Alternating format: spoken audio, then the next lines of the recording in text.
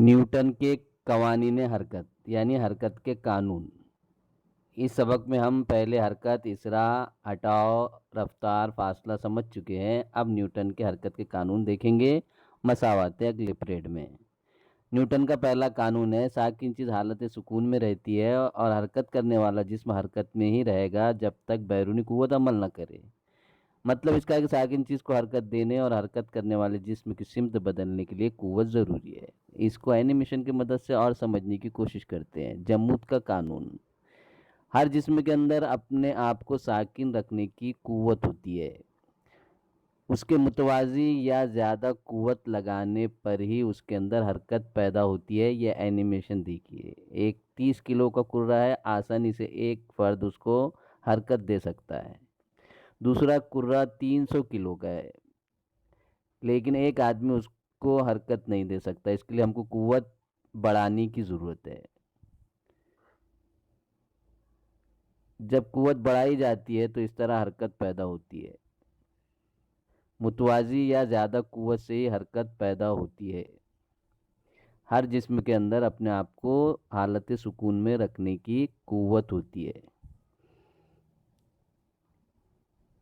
گھر پر ایک تجربہ کیجئے، مشاہدہ کیجئے اور اس کا ویڈیو بنا کر کلاس ٹیچر کو واٹس ایپ کیجئے۔ یہی آپ کا ہوم ورک ہے۔ آپ کو کرنا کیا ہے، کانچ کا ایک گلاس لیجئے، اس پر ایک دفتی رکھیے، دفتی یعنی پٹھا رکھیے، اس کے اوپر ایک سکہ رکھیے اور دفتی کو انگلی سے زور سے ماریے۔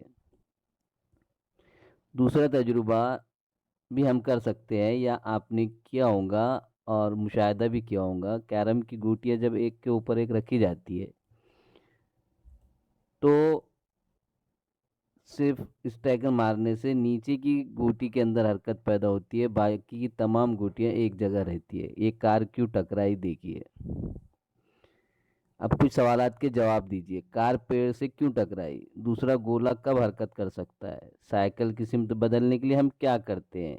سکہ گلاس میں کیوں گرا اور ایک ہی گوٹی کیوں باہر نکلی؟ اس طرح نیوٹن کا پہلا قانون ہم سمجھ چکے ہیں۔ نیوٹن کا دوسرا قانون سمجھنے کی کوشش کرتے ہیں۔ حرکت کا اثر متحرک جسم کے وزن اور رفتار سے تعلق رکھتا ہے اور یہی معیار حرکت ہے، یعنی حرکت کا اثر معیار حرکت ہے۔ معیار حرکت کی تبدیلی کی شرح متحرک جسم کے وزن کے راست تناسب ہوتی ہے۔ یہ ضابطہ دیکھیے۔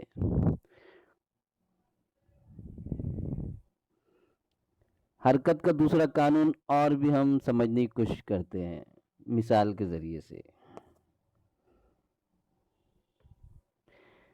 حرکت کا دوسرا قانون حرکت کے اثر سے تعلق رکھتا ہے۔ حرکت کا اثر یعنی معیار حرکت